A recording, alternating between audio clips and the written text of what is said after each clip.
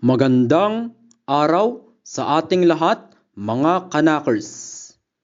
Sa video na ito, ating tunghayan at pag-usapan ang buhay ni Lee Hun Fan o mas kilala sa pangalan na Bruce Lee, na isang Hong Kong-American actor, director, martial artist, martial arts instructor at philosopher. Si Bruce Lee ang siyang nagtatag ng Jeet Kune Do, na isang uri ng pakikipagdigma na ang ibig sabihin ay the way of the intercepting fist. Ito ay kombinasyon ng lahat ng mga natutunan ni Bruce Lee habang siya ay nag-aaral ng martial arts, tulad na lamang ng Wing Chun at boxing. Sabi ni Bruce Lee, ang Jeet Kune Do ay isang estilo na walang estilo at agham ng pakikipagdigma na hindi nakikipagdigma.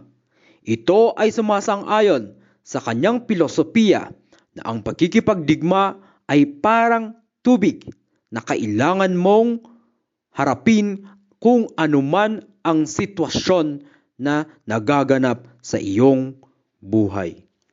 Ayon kay Bruce Lee, ang Jeet Kune Do ay isang mapapinsala at nakakatakot na uri ng pagkikipagdigma sapagkat ito ay mayroong estilo na walang estilo at isa itong uri ng agham ng pakikipaglaban na hindi lumalaban.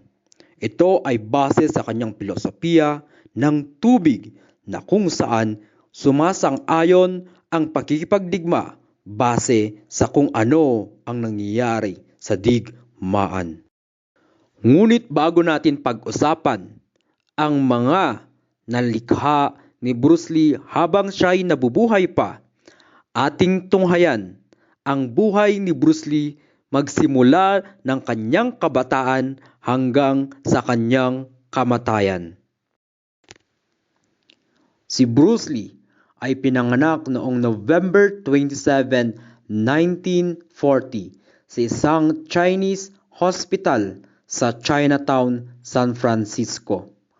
Ang kanyang ama ay si Lee Hoi Chuen na isang Han Chinese at isang tanyag na Cantonese opera star.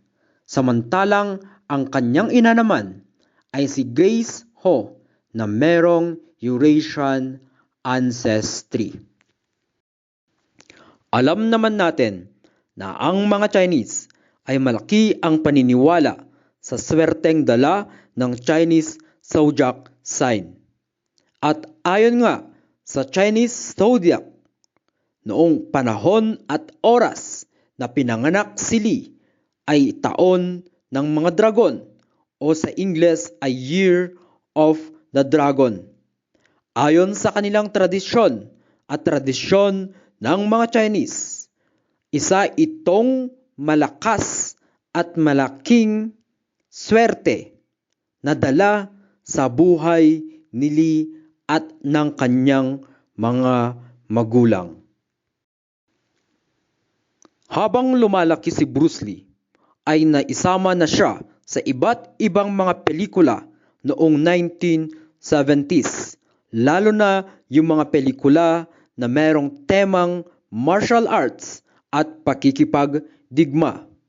Isa sa mga malaking pelikula na kanyang ginampanan ay ang The Big Boss na naipalabas noong 1971. Ang pelikulang The Big Boss ay merong original na titulong Fists of Fury na isang 1971 Hong Kong martial arts action film na dinirect ni Louis. At yun nga, nandito na natin makikita si Bruce Lee sa kanyang unang major film na kung saan ipinamalas niya dito ang kanyang talento sa pag-arte at ang kanyang talento bilang isang martial artist. Noong 1972, isa na namang pelikula ni Bruce Lee ang sumikat sa buong mundo na merong pamagat na Fist of Fury na merong ibang pangalan na The Chinese Connection. Ito rin ay sinulat at dinirect ni Louis at produce ni Raymond Chow. Katulad din ng The Big Boss, ang Fist of Fury ay isang kwento ng isang martial artist na kung saan ay bagay na bagay naman sa katauhan ni Bruce Lee sapagkat si Bruce Lee ay isang kilalang martial arts at magaling na artista noong early 1970. Marami pang mga pelikulang sinalihan si Bruce Lee na kung saan ay pinamalas niya ang kanyang talento bilang isang artista at talento bilang isang martial artist. Ngunit ang isa sa pinakaimportanteng bagay na ipinamalas ni Bruce Lee ay ang kanyang pag-uugali na kung saan ay dapat tangkilikin at maging proud sa sariling lahi. At sana ay ipagtanggol ang sariling lahi laban sa mga taong mapanira at mga taong mapantukso sa iyong sariling kultura. At punta na nga tayo sa huling pelikula ni Bruce Lee bago siya namatay. Ang pangalan ng pelikulang ito ay Enter the Dragon na isang 1973 martial arts film na dinirect ni Robert Clouse. Ang Enter the Dragon nga ay nakilala sa buong mundo as one of the greatest martial arts films of all times. At merong itong kita na tumataginting na $350 million. Samantalang ang budget lamang nito ay $850 million. Ito ay maituturing na merong kita na 400 times kumpara sa kanyang budget at isa ito sa pinakasikat at mabentang pelikula sa buong mundo. Bagamat ang Enter the Dragon ay isa sa pinakamagandang likha ni Lee or Bruce Lee bago siya namatay, ay mararapat na ating tunghayan kung ano ba ang kabuuan ng kwento ng Enter the Dragon. Ang Enter the Dragon ay kwento ni Lee o Bruce Lee na isang philosopher at skilled martial artist galing sa isang Shaolin Temple. Merong mga dumating na mga Briton o mga British undercover at humingi sila ng tulong kay Lee upang sugpuin ang kasamaan ni Mr. Han na inaakusahang isang drug trafficker at nagbebenta ng droga. Bagamat nung una ay walang pakialam si Lee sa hinihiling na tulong ng mga British undercover upang sugpuin ang kasamaan ni Mr. Han na inaakusahan din na isang drug trafficker at nagbebenta ng droga.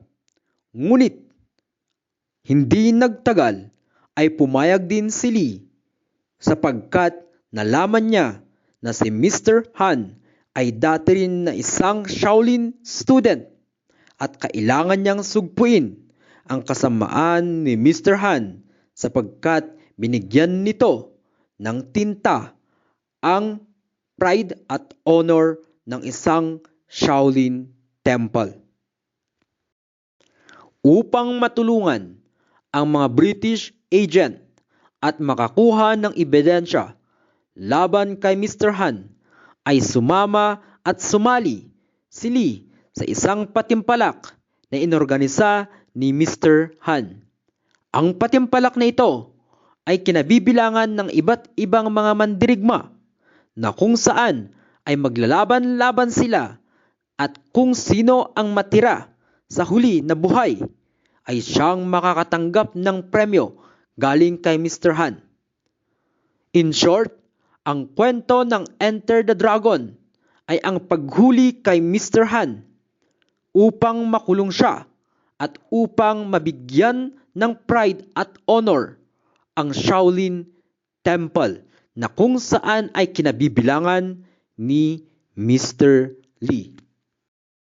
Nabanggit na nga natin na ang huling pelikula na ginawa ni Bruce Lee ay ang Enter the Dragon noong 1973.